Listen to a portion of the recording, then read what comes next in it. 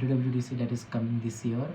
And but setting that all aside, you know what I feel about this whole Apple Intelligence thing, what is happening with Apple with their AI, is such a dumb way to handle business. you know like, that your product is not ready, that it is not fully out there, and then in your marketing you are selling that as a point of an, like, you are marketing that product as a kind of a selling point, that if you take our new 16 in whole lineup or any phone, you will get Apple Intelligence. And which is, even at the launch, when people were getting 16e, they have not gotten the Apple Intelligence in hand. Is like they said when they were launching I think even 16e, 16 whole 16 lineup, they said the Apple Intelligence will be coming later on, the full experience, and which was such a not a Apple move to do. They always ship whatever they have done with perfect at their hand on device. And even MKBHD called out in his 16 reviews, iPhone 16 reviews, where he called out that they have marketed so much about Apple Intelligence in the new keynote, but the Apple and they have always said about how this whole 16 lineup is built from the ground for Apple Intelligence. And now when people have 16 now in their hand, and even MKBHD said that, it's like there is no Apple Intelligence when the phone come out of the box. It's still in beta, it is still not going to come. And it was one of the most, you can say, definitely not a good move as it comes to marketing. It's like you are promising something and not giving, you know and it is such a bad move as a marketing thing.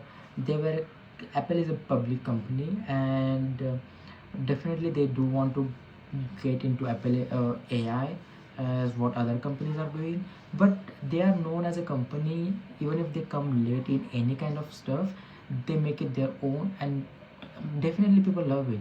And then now they rush the Apple Intelligence and the whole uh, um, rush against Apple Intelligence, and then not even given the like, it's kind of, and seems like they have not thought about it, and they were rushed to have, I think, collaboration with like OpenAI, and with every difficult question like OpenAI, and saying that they are improving with them, but it doesn't feel like, in I think in the last couple of weeks, in some of the episode I have talked about that that the collaboration of OpenAI and Apple with the AI is such a bad collaboration.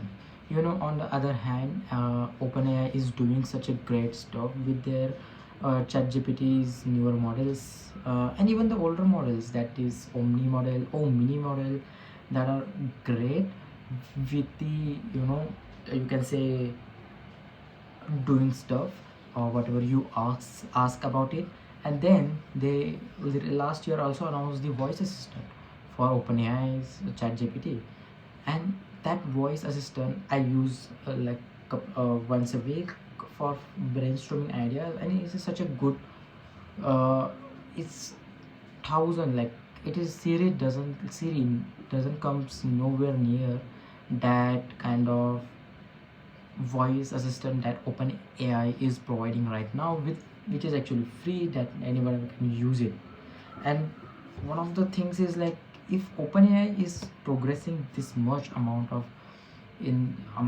like in terms of technology further and further, and then you can see their own collaboration partner in AI, that is Apple, is stuck there still to this date. They are not doing good with even Siri, with even contextual conversation. It is not happening.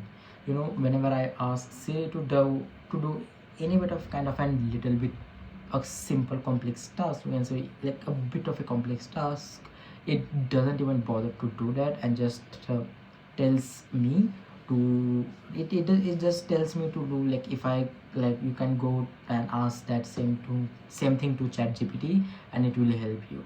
So you can see that the collaboration that is made between openai and chat gpt, sorry, openai and apple, is just nothing but people who are getting apple intelligence or even newer 16 models.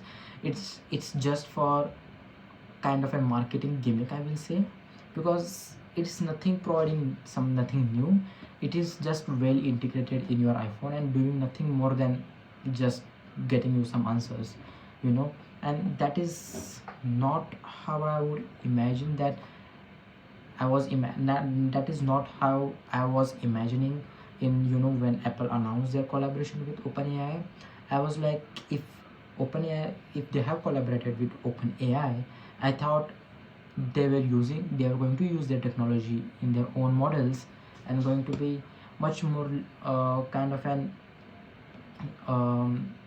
not depending upon the like their own stuff right now, and they are going to come in the AI much more earlier than we thought. Because if I think that if they are going to make their own models, own AI, I don't think they would have come this earlier. Like if they would have come at Apple, you can say iPhone 17 or even iPhone 18, which was even good thing, because you don't need to rush those things that are such a big kind of an, again, step forward that you can't even basically make those stuff come out and people cannot even use it, you know. So it was kind of a rough start and it is going roughly only. They are not doing great in terms of the latest even iOS beta models, because their own AI inbuilt. I think, I don't know if it's their own AI. They talked about it's their own AI, like they built it on their own cloud. But even the latest iOS update, they removed the summarize option in the notification for the news, because it was summarizing so badly and it was giving literally false information. So you can get the idea of where their AI is going through there. It is not good. And now we are seeing this kind of stuff with their own AI that was people were expecting. I was expecting, because I was expecting to use it. I wanted to use it how it works, because it is again newer step, newer features. But now we are not going to get it.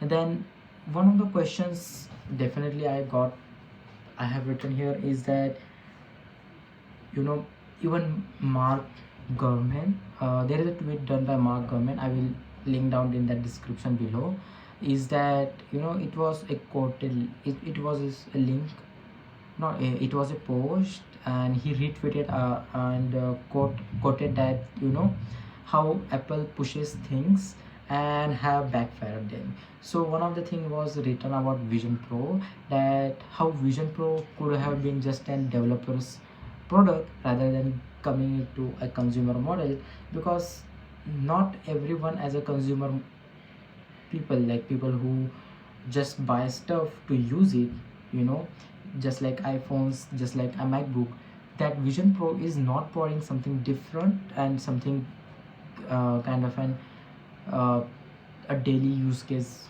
you know. That is just a kind of an highly expensive product that will be just sitting in your home and you use once in a month now, you know. A lot of people have returned that product, a lot of people have not even touched that product, you know. Even MKBHD mentioned a couple of times in the podcast of Bioform that he has only used it once in a month. I think last month he mentioned it, I don't know. But I don't know in which episode he did that, but he definitely mentioned it. And that got me, is like, there is so much potential and we see that potential, but there is no daily use case for it. Even as a gamer, like, you know, A lot of people use MetaQuest because they have already partnered with so many people, are like so many studios, so many apps with companies, that now games are now integrated with MetaQuest. And so that MetaQuest is not just cheaper for those people who want to make content regarding the quest, who want to make who want to play games. You can see lots of people are playing games on MetaQuest 3. Is because they have just partnered with so many people, and they are in the game for a long time, and it is like so much cheaper. I think it's $500. uh I think it's $500. And comparing to the Vision Pro, I think it's 2500, I think. It's just insane. And and that is where I was like, that tweet got me thinking, is like that could have been a developer product rather than a consumer product. And same with AI crisis, that it could have been delayed, people would have been upset, people would have questioned Apple, like where is Apple Intelligence. And Apple could have definitely answered, is like they want to make product which is good for the people, rather than just showing people the half baked product that is not even good, and they are not even going to ship it, you know.